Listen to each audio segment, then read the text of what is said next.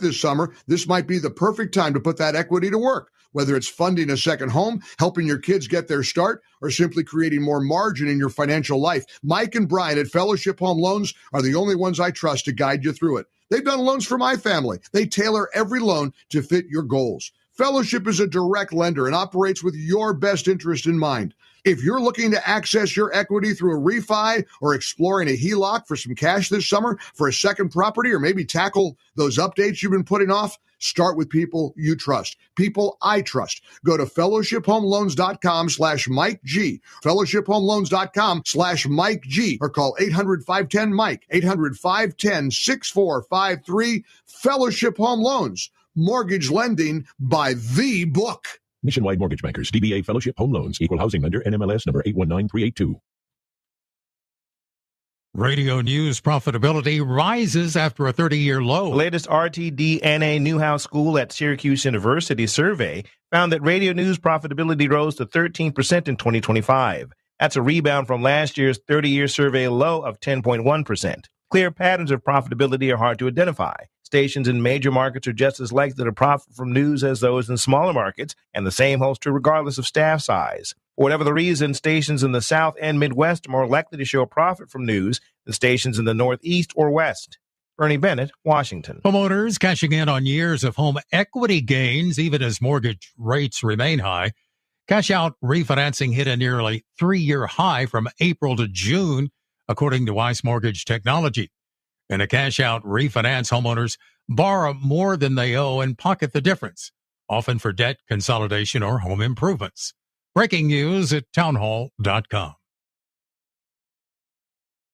Texas Governor Greg Abbott is ridiculing Democrats for fleeing the state to prevent a vote that will create 5 new congressional districts. Governor Abbott used an appearance on the Salem radio network to mock the Democrats for fleeing the Lone Star State, something out of character, he says, with the values that helped found the state with battles like the Alamo. What the Alamo was all about was Texans staying and fighting despite the odds that they were going to lose their life.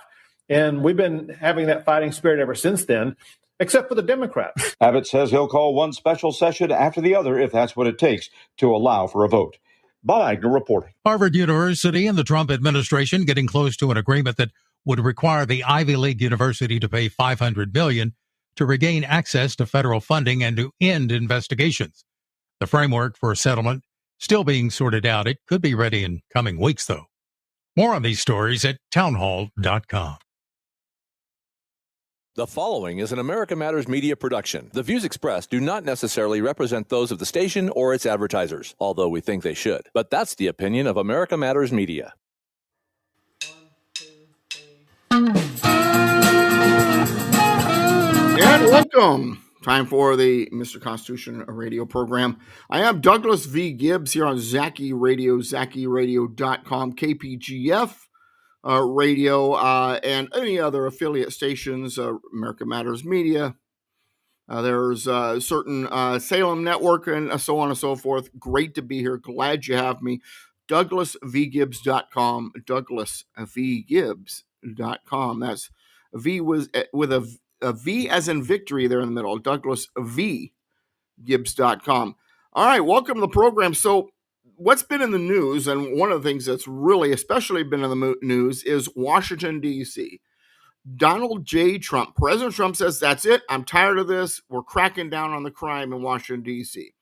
When the young man known as Big Balls from Doge was jumped and beaten, trying to stop a carjacking, when other issues were going on, President Trump said, enough's enough. We're going to federalize Washington, D.C., and, of course, his opposition has been screaming bloody murder over it and saying that he can't do that. Well, let's take a look. Can the federal government, and in the case of the President of the United States, execute laws, federal law, take federal control of Washington, D.C.? Washington, D.C., the district, the square that is the seat of government, was created by the Constitution in Article 1, Section 8. And that district is to be the seat of government. Originally, there was to be no residence.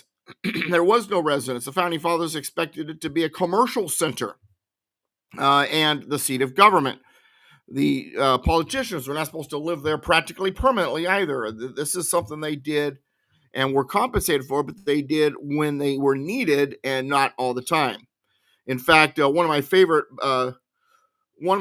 parts of the Constitution, the second paragraph of Article 1, Section 4, says the Congress shall assemble at least once in every year. And there were actually those in the Constitutional Convention that protested, said, well, once every year is too often. If there's not a war, what are we going to do? Now, understand, too, these guys are riding in by horseback or walking, depending on where they're coming from and how far it is and what their mode of transportation was. It could take weeks, a month for them to get there, depending. And so that's the first thing. So we've got Washington, D.C. And I understand Washington, D.C. did not exist yet. It was created by Article 1, Section 8. It was completed at the tail end of John Adams' second presidency. So we're approaching the 12-year mark of presidential terms when it was finally completed. But the setting aside of the land, the establishment that there would be this district, all of that is established in the Constitution. So, first of all, we've got this square, not to exceed 10 miles square, Washington, D.C., established by the Constitution. Jefferson didn't mind it so much. Adams hated it. He said it was a swampland infested by bloodsuckers. He meant the mosquitoes. Now, that said, as time passed, Washington, D.C. grew. And then in 1860, a guy named Abraham Lincoln won the presidency. He took residence in 1861. And then the war started. The war between the states. It wasn't until a year later, 1862, that Washington, D.C. outlawed slavery, which kind of kills this idea that war was all about slavery. That's beside the point.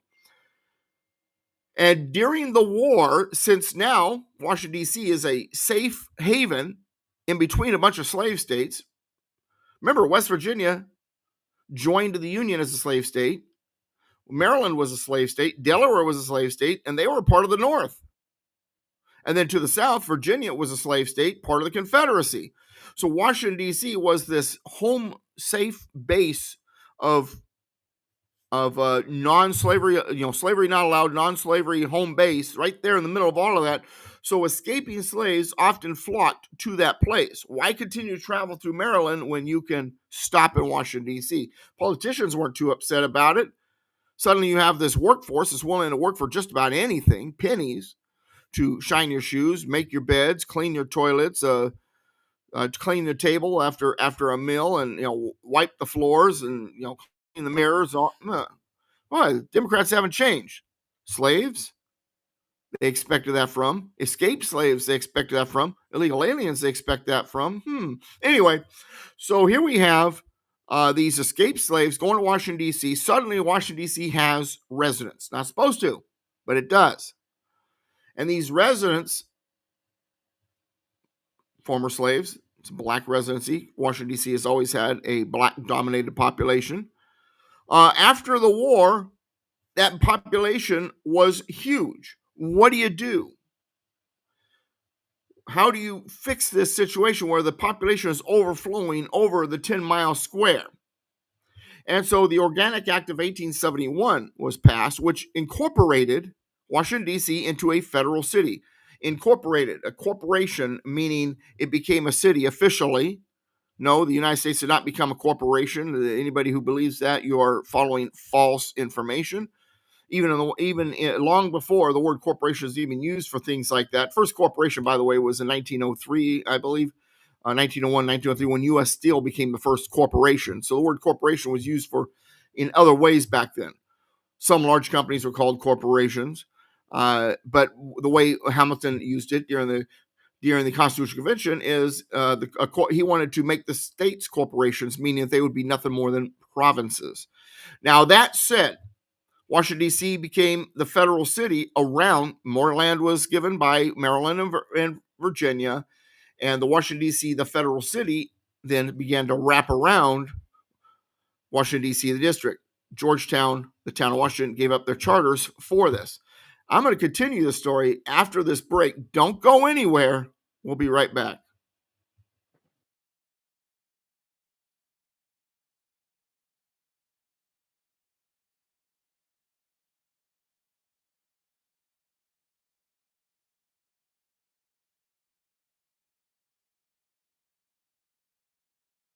Barbecue, the Butcher's Kitchen, would like to thank every customer for your loyalty and continued support through these challenging times. Call for takeout and delivery of rib tips, brisket, ahi, tuna, roasted veggies, and much more. Barbecue's open from 11 to 7, Monday through Saturday, and delivers hot food safe and healthy. Call 499-5855 for details. 499-5855 Barbecue, as featured on diners, drive-ins, and dives. Get real. Get into Barbecue Reno.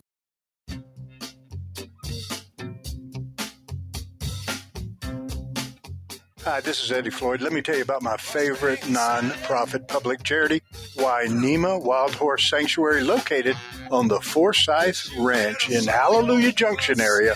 And please go to www.wainemaranch.com. That's WYNEMA ranch.com.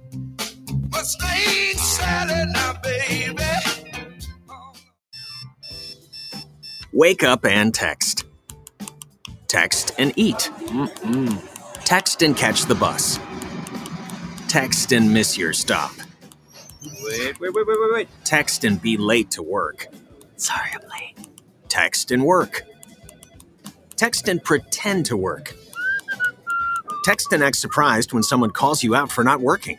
Who, me? Text and meet up with a friend you haven't seen in forever. Hi. Oh, hey. Text and complain that they're on their phone the whole time. Text and listen to them complain that you're on your phone the whole time. Text and whatever. But when you get behind the wheel, give your phone to a passenger. Put it in the glove box. Just don't text and drive. Visit StopTextsStopWrecks.org. A public service announcement brought to you by the National Highway Traffic Safety Administration and the Ad Council. Unable to listen to the whole show? A recording of today's program will be available later today. Visit americamatters.us and click on the podcast link. Now back to the show. And welcome back, Douglas V. Gibbs, Mr. Constitution Radio. Glad you're here. So we're talking about Washington, D.C. Getting a little history done first here. We're going to lay the groundwork on what the history is regarding this city, federal city. You have the district, the 10-mile square. That's the seat of government. That's where the government building is supposed to be. Not supposed to have any residents within the district. But the city around it incorporated into a federal city in 1871 by the Organic Act of 1871. And it's been a city ever since. Now, as a federal city, originally had a governor in which the Congress would appoint. As time passed, Washington, D.C. asked for more independent rule. So eventually they were granted a city council and a mayor, their own police department, the whole bit. But it's still a federal city. They are not an independent city under some independent charter or belonging to, as a general law city under some state. They are a federal city. Congress ultimately still, Congress and the President of the United States still has authority over this city. And the city, as time has passed, as the Democrats have ruined life for the black community with their New Deal, Raw Deal, the Great Society, the welfare program requirements, and basically what has happened over time. Let's talk about the black community for just a second. Is dad has been encouraged to be gone due to, the rules and, hey, you're going to get more money if dad's not in the home, you have more kids. And so dad, and then society also has been anti-family. We've got this anti-family movement among progressives today. Teaching kids to defy their parents. It was happening with abortion. Remember when it was being pushed for girls to be able to have an abortion without telling the parents? Defy the parents. Transgenderism. Well, you can, have your puberty blocked, but don't tell your parents. Defy the parents. It's all about defying the parents. and ultimately defying dad. Dad has been pushed out of the family. Feminism has pushed the man out too. I don't need no man. And so you have these young men being raised by mom who is not equipped to raise a man. And then you have these men angry at their father, and this anger becomes thuggish behavior. And don't get me wrong, it doesn't just happen in the black community. It happens in all communities. But the black community was targeted. It was pushed in that direction. And so the effects have been worse in the black community than in the other communities. And so now you have these angry young men who don't know how to behave themselves, don't respect the government, don't respect the law, don't respect their parents. And they believe that thuggish behavior is the cool behavior. Oh man, he's gangsta, right? That's what we're seeing. And so now the community's been ruined, which in turn has made black dominated communities dangerous, unfortunately. And so now we have a black dominated community in Washington, D.C. at the nation's capital in a federal city where the domestic violence and the breaking of law is so bad that the president of the United States believes there needs to be an intervention. So he does. And he can. Because, see, there are laws which allow the president and Congress to intervene. Remember, D.C. was made a city by a federal law from Congress and the president signing it. So, and in those laws that exist, the Home Rule Act says, hey, if the president of the United States needs to take charge for 30 days, he can. This is the law he's using right now. Donald Trump is using for D.C. to get it under control. Then, if after 30 days, it is believed that the federal government, through the executive branch, through the president, needs to be in control a little bit longer to fix whatever situation it is, then Congress can pass a law or resolution to extend that, which I see happening. President Trump, just during this first week of having less than a week of having control over D.C., they've already apprehended over 100 criminals. Very first day, 23. We're talking everything from drunk drivers to homicides,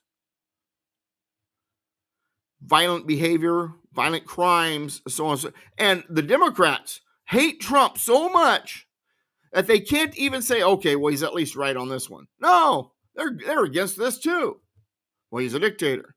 No, he's following the Constitution. Since when is getting illegal behavior under control, cracking down on crime, since when is that a dictatorship? Since when is that a bad thing? So now we have the president doing this, and already we're starting to see results. The mayor and the police chief, the chief of police, was asked a question about the chain of command, and she didn't understand the question. She didn't understand what chain of command meant. Is this a DEI hire that's only because of her sex or her race? Because if you're in police or the military or any other thing like fire department, you know what chain of command means. Chain of command, you've got your, I was in the Navy, so I'm going to look at it as you've got your admiral in charge of whatever compact you're in or whatever you're in, whatever division you're in.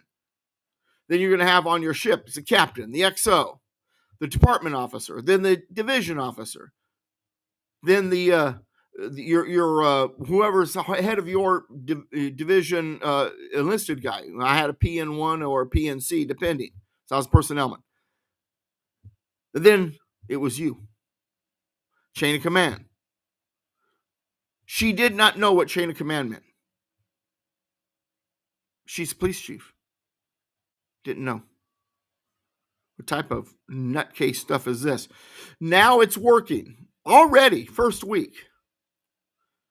Now they've gotten rid of 70 homeless camps. There's like 2 left. My question is, what's happening to all these homeless people? Are they being just pushed outside the city limits and then left to try to figure it out in the trees? Are they being dumped on other cities? Are they being flown to France to give them to Macron? I don't know.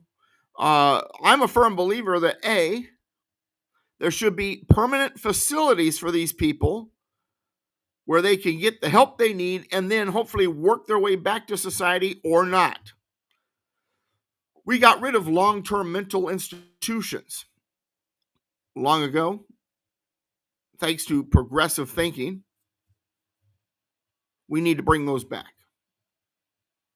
These people who cannot fend for themselves or don't want to need to be either rehabilitated, taken care of, or convinced that they need to go back and get a job or whatever it takes to survive. That's what needs to happen.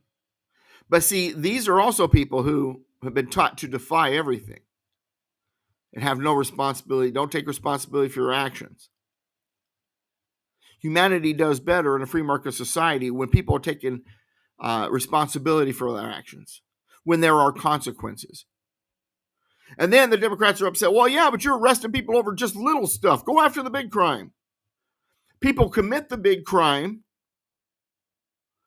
when you don't take the little stuff seriously. You crack down on the small crime, the big crime happens less. You also crack down on the big crime, but you also crack down on the small crime. You don't allow criminal activity any squeaking way. So, like the laws in California where, as long as you don't shoplift more than such and such, you're okay. Though you're encouraging small crime, eventually it does become big crime. So like drugs, gateway drug, gateway crime. That's what's happening. So now, as Washington, D.C. gets under control, other people are saying, hey, what's next? Chicago, Los Angeles, New York, St. Louis? Where are you headed next, Mr. President? Let's get all of our cities under control. Well, here's where it gets a little rough. President can't just go to any city he wants to do this. Remember, the Washington, D.C. is a federal city. Federal authority. The President of the United States has some authority over it. But Article 4, Section 4 tells us that when it comes to other cities, on application of this is the tail end of Article 4, Section 4, on application of the legislature or of the executive when the legislature cannot be convened against domestic violence, the United States shall guarantee, that is. So what it's saying is the federal government, the president, can only operate inside a state if it's for federal properties. It's like with ICE. Right? Now, there are exceptions. For example, with ICE, the president was trying to execute the laws of the United States. In Article 1, Section 8, it says that the militia can be called up for the purpose of executing the laws of the United States. You don't need permission from the state for that. ICE is trying to execute immigration law, execute the laws of the United States. Therefore, they can operate without approval from the state, because they're trying to execute a federal law there. And the militia can be brought up to help. But what about domestic violence? It says right there in Article 4, Section 4, for domestic violence, it requires approval from the state.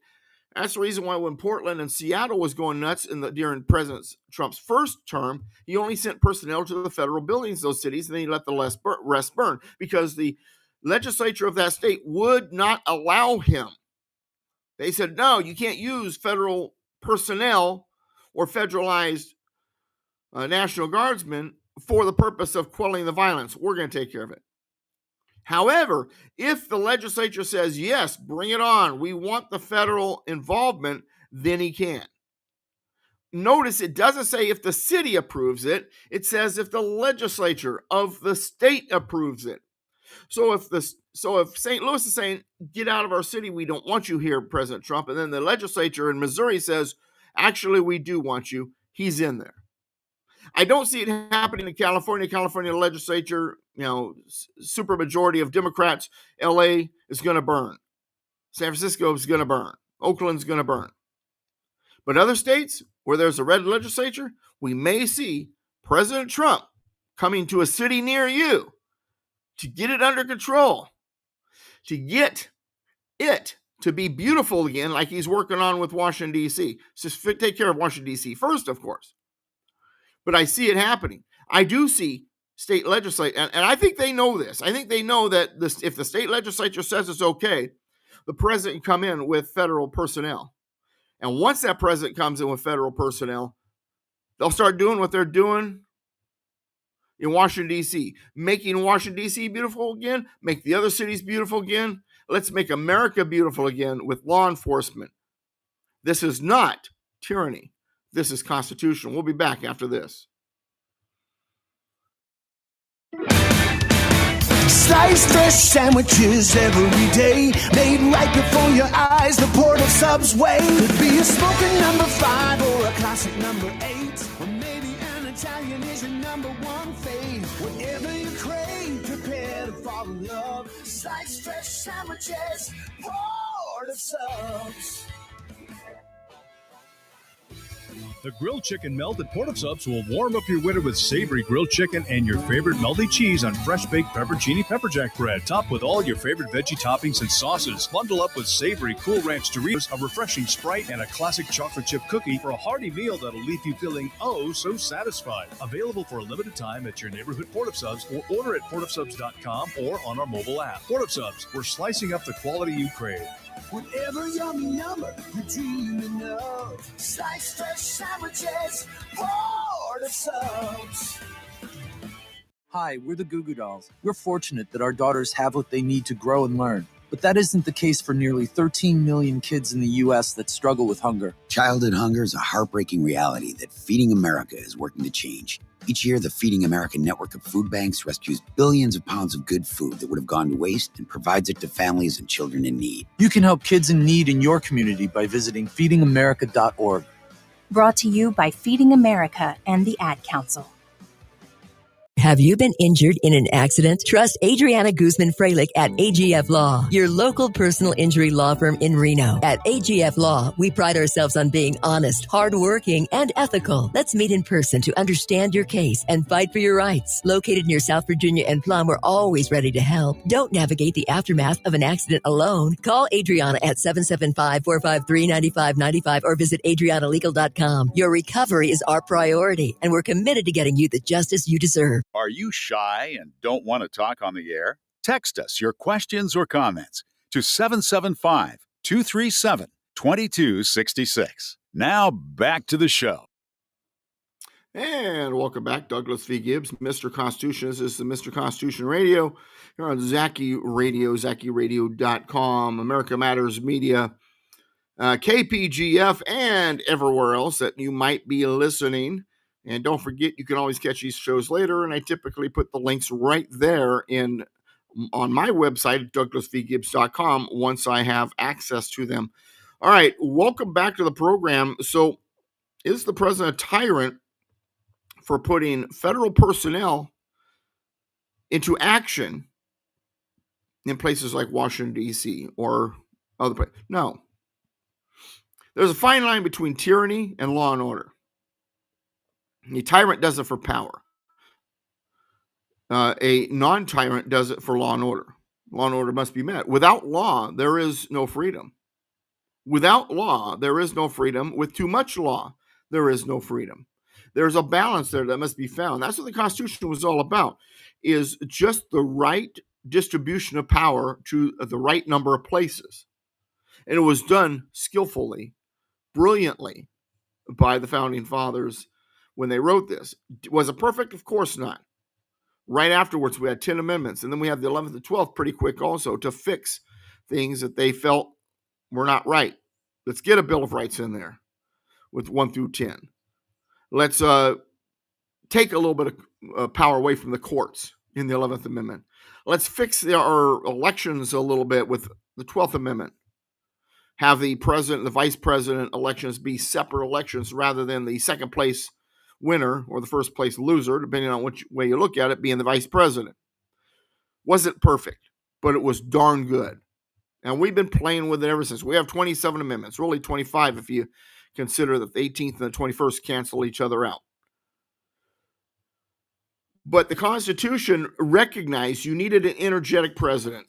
While they feared a monarch, while they feared the president being a king, they understood that you don't lurch the opposite extreme, have too weak of a government. That's what was going on under the Articles of Confederation. The Articles of Confederation, which was the Constitution before the Constitution, was weak. The federal government had almost no power, and the states were doing all kinds of silly stuff that wasn't good for the Union and actually put the Union in jeopardy and opened up opportunities for foreign countries to take advantage. So the Constitution needed to be written to create a stronger government. But when you talk stronger government, everybody goes, whoa, wait a second. We don't want strong government. We're not talking about tyranny. We're not talking a national government. We're talking a federal government that has limitations. There's only certain things it's allowed to do. Everything else belongs to the states. Internal issues belong to the states. External issues or interstate issues or issues that directly concern the Union belong to the federal government. That's the way it is. Well, so domestic violence, if it's insurrection, if it's invasion, that threatens the Union. Therefore, the federal government can act domestically without getting permission. But domestic violence within the city, and it's a city issue, that's up to the state government. Unless it's more than the state can handle, then they say, okay, legislature says, okay, we're in an emergency situation here, state of emergency, or the governor, if the legislature can't convene, come on in, federal government, help us out. That's not tyranny. That is getting crime, domestic violence under control. The purpose of a government is law and order. The purpose of a government is a orderly society. An orderly society does not occur if your cities are out of control. If your cities are under the thumb of violent type of people, under the thumb of crime, something must be done.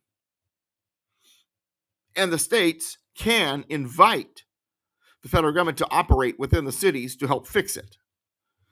Now, when we get to Texas, the Texas thing is even more important because, once again, we want the states to be independent. We want them to take care of their own business, but at the same time, if they start acting wacky-doodle, the federal government has to be able to step in, and vice versa. If the federal government starts acting wacky-doodle, the states can step in. That's the reason for an Article 5 convention and the states being able to amend the Constitution, things like that, without the federal government being involved. So they are a check against each other. Article 1, Section 4 of the United States Constitution, the times, places, and manner of holding elections for senators and representatives shall be prescribed in each state by the legislature thereof. So everything has to do with elections of the senators and the representatives. It is up to the states to make that determination. But, it says, the Congress may at any time by law make or alter such regulations, except as to the places of choosing senators. So what it's saying there is election law is up to the state. However, if there's something wrong with it, it's being done wrong, it's tyrannical, it's not a Republican form of government. Remember Article 1, Section 4, Article 4, Section 4, Article 4, Section 4, the United States shall guarantee to every state of this union a Republican form of government. So this redistricting, for the House of Representatives, trying to make sure the districts are even, that is a part of our Republican form of government. The United States must guarantee that Republican form of government is met, and Congress may at any time by law alter regulations, may get involved if the state's Republican form of government is at risk because of shenanigans. We have Texas Democrats fleeing the state to kill a quorum so that a redistricting bill could not be voted on. And on top of that, you've got outside money from Robert Francis Beto O'Rourke's PAC, Power of the People, funding their escape. And the governor says, you're going to be arrested if you're taken off. They go out of state because they know that the long arm of the law by the governor can only extend to the state line. And now the FBI and the Department of Justice is being called in to help. The federal government's coming in. Well, you can't do that. State issue. No, it's Article 1, Section 4. You made it a federal issue. You, Democrats, are interfering with the Republican form of government. You're interfering with redistricting, which is a part of the House of Representatives elections. You are also being paid by a PAC to alter not only your vote, but everybody else's, because there's not a quorum. So A, federal government can get involved. B, they could drag you back to Austin to get into chambers. And C, you're guilty of bribery. You received gifts, money, help from an outside source to influence the vote. You received a bribery so that you wouldn't have to be in quorum and you could sabotage the vote. You used outside money to create anarchy in a place where there's supposed to be a Republican form of government, and therefore you are not only guilty of criminal action, you have the federal government now to answer to. The federal government now can get involved. The federal government, the long arm of the FBI, now can grab a hold of you, put you back in the seat. Now, from what I hear, the Texas Democrats have cried uncle, but they're still screaming. And Democrats around the country say, oh, well, we're going to, Gavin Newsom, California, well, then we're going to gerrymander so that whatever seats you guys gain there, you're going to lose from California. You don't have the seats. You don't have the seats. You've gerrymandered so much. How are you going to gerrymander more, California, first of all? Second of all, President Trump is going to get the census fixed. You're going to lose so many seats, California, you won't have any to mess with. Because illegal aliens are not supposed to be counted in the apportionment of seats. Because illegal aliens are not citizens. Non-citizens don't vote. They are not to be counted.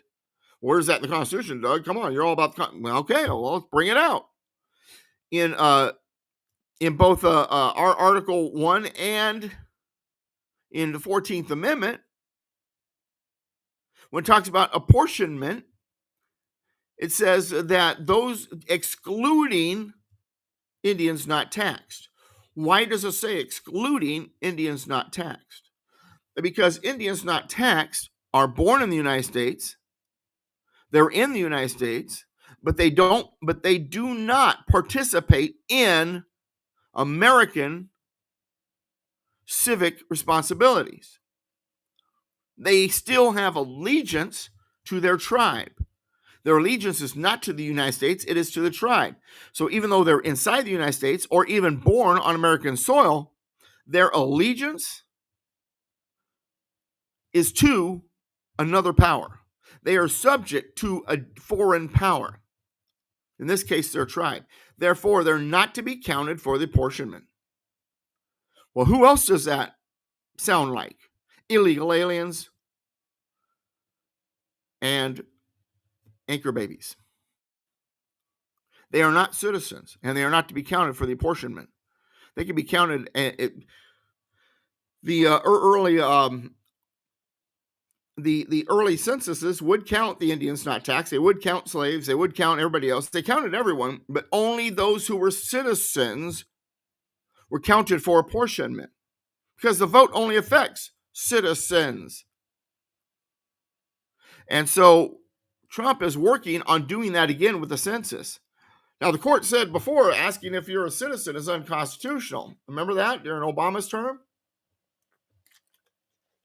That's wrong. It's very constitutional to ask if someone's a citizen. It has to be asked for the purpose of apportionment to determine whether or not the person is a citizen. They have to be a citizen to be counted towards apportionment.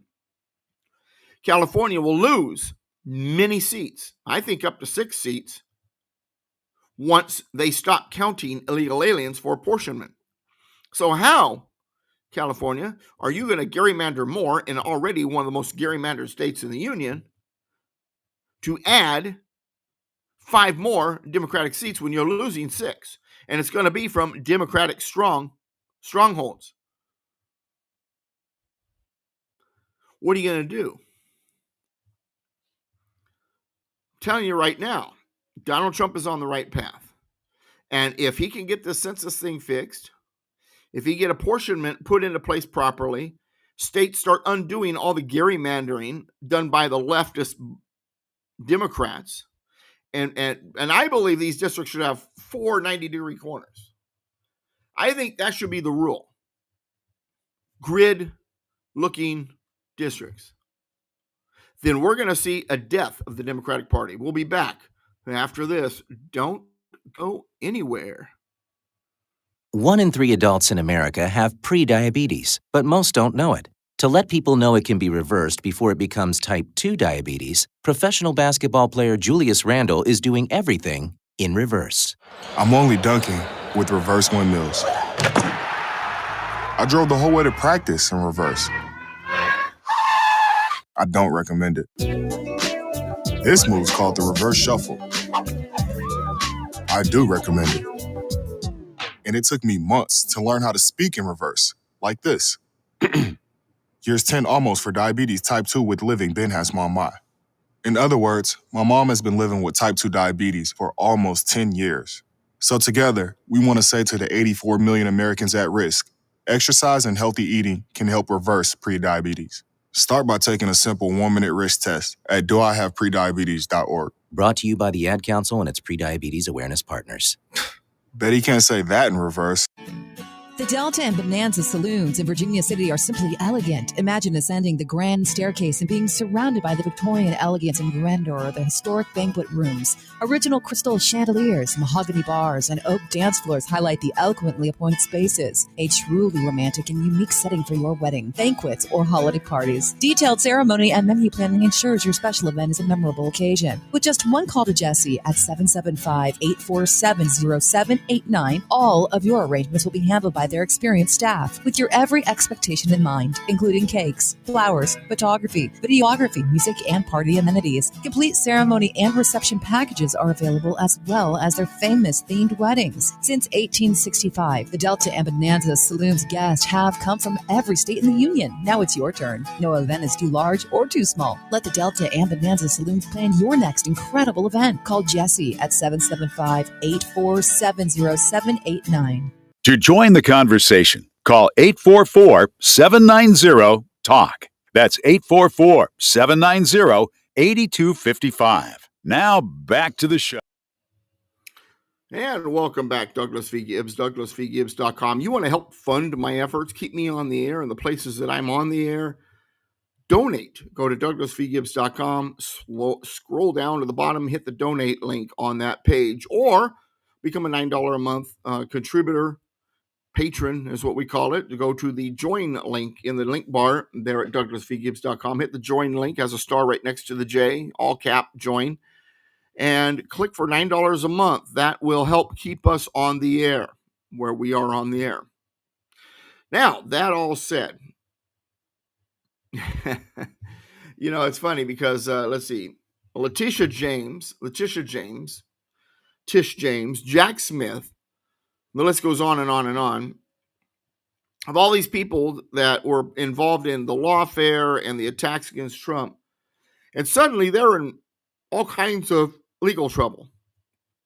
Not because President Trump is going after his opposition, like the Democrats claim he would, but because they committed illegal acts. And the illegalities are catching up to them. Mortgage fraud, to name one thing. And here's another name that comes up in that. Senator Adam Schiff.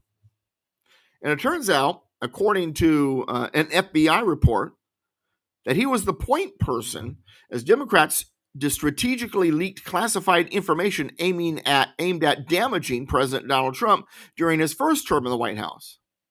Journalist Catherine Herridge is reporting on this, citing an FBI report from 2017, recently declassified via current FBI Director Kash Patel. I love Kash Patel. Absolutely love that guy.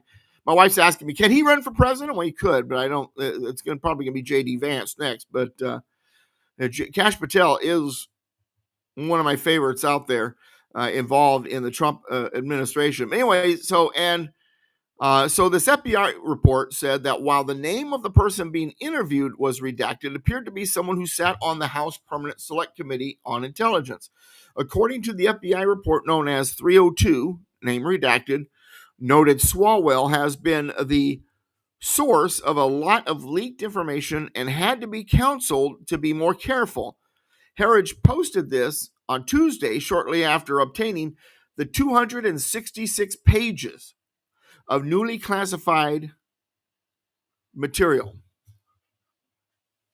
Now, early on Wednesday, Herridge added that she'd reached out to Swalwell for comment and he'd posted his denials via X. Now, remember, Swalwell is the one that was having some fun with his date, his crush, his affair, who turned out to be a North Korean spy.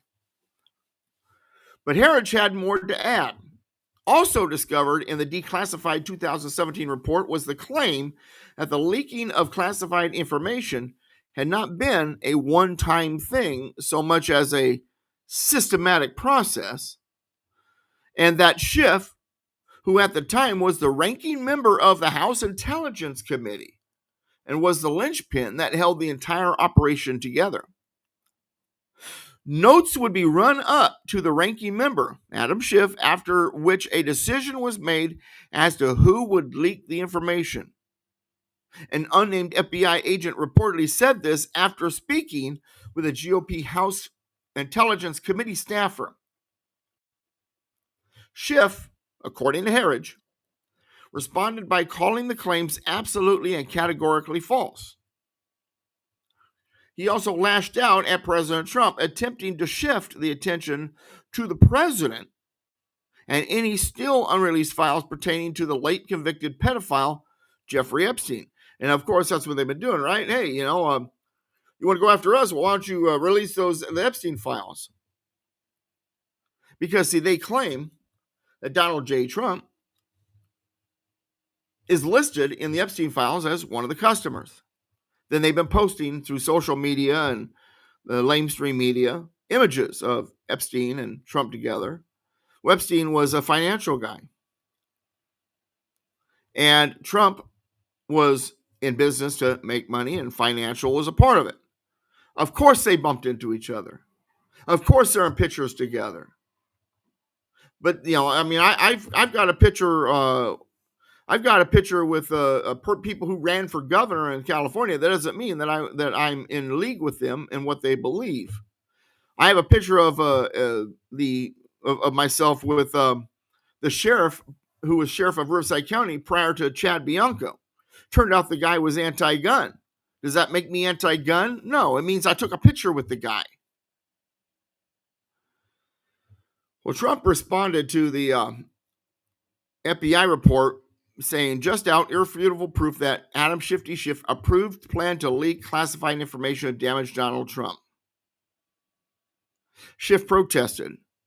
Sorry, Donald, wrong again. Even Barr's Justice Department rejected that false smear years ago. But while we're on the subject of confidential information, how about releasing those Epstein files? We are still waiting. Once again, suggesting that Trump is in those files. Here's the thing.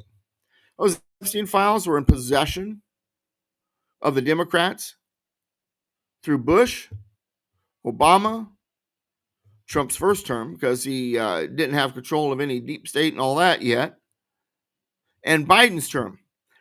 If Trump was in those files, if Trump's name was listed on some grand list of clients, they would have had that out so fast it wasn't funny. They would have been using it to damage him long before the 2024 election, much less the 2016 election. I believe what has happened with those files is that when Pam Bondi received those files, she thought she knew what was in them. She hadn't opened them yet. When she said, oh, they're on my desk, remember that? She thought she had everything she needed. Opened the files, everything I expected there isn't, and there's a bunch of junk that was put in here we know is not true. Now we got to do more research. We can't release the files because they're full of false information. We've got to, let's see if we can find some clues from the grand jury transcripts. That's why they requested them. Let's see if we can find any pieces of evidence and clues from Ghislaine Maxwell, which is why they're talking to her. Because the information in those files is false. They got to piece it together. They got to figure out what is true and what isn't. They know that anything about Trump in there has been planted. Schiff knows what's in there, what they planted. They can't release that. That's why we're waiting. We're trying to get to the truth. The truth matters, not your silly stories, not the deception planted by the Democrat progressive knuckleheads. And like I said, if Trump was implicated by those files, if he was listed in them, they'd already been out. How stupid do they think people are? How stupid do they think we are? So here we are now with Shifty Schiff, and he's got the mortgage trouble too, remember. And we've got, we've got Letitia James, got Jack Smith, got Shifty Schiff, we got Clinton, we got Obama now. He gave the order for the Russia hoax.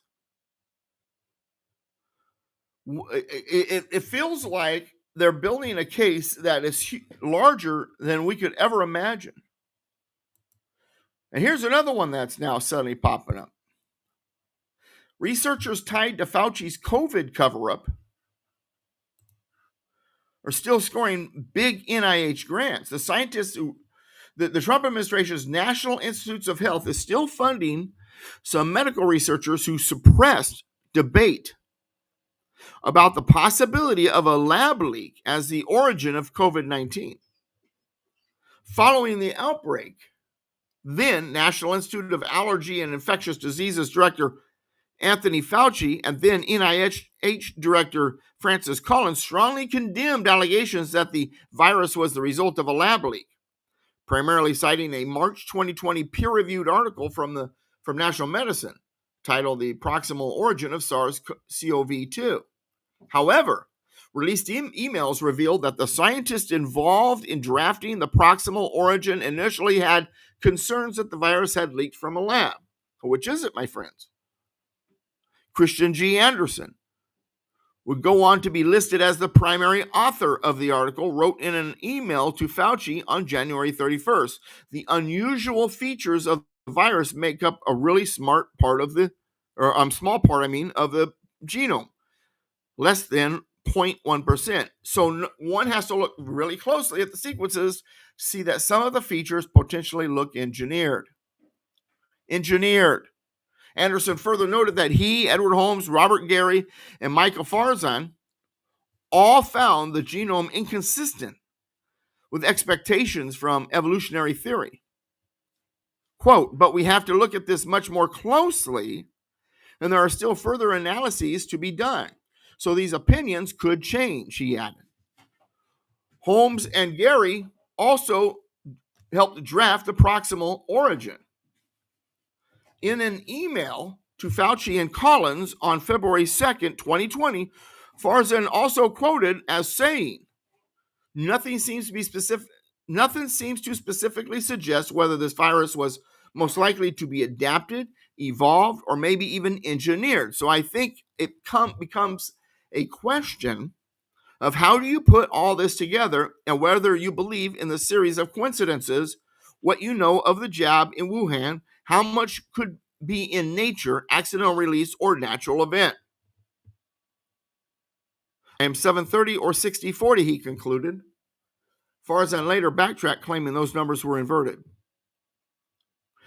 A House committee found that the report was created after Fauci and Collins held a conference call in February with roughly a dozen scientists. 4 of them drafted the paper days later. That draft was reportedly sent to Fauci and Collins for editing and approval before it was published.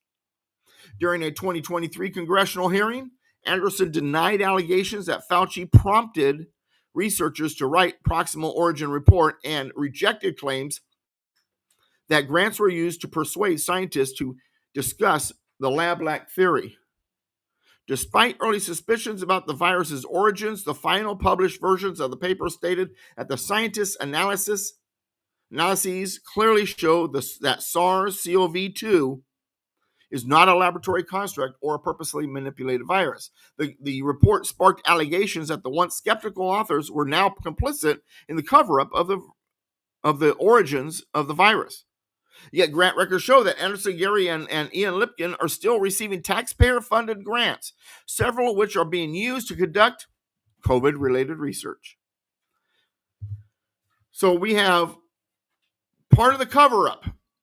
They saw early on that this could be engineered, and then suddenly, surprisingly, changed their story.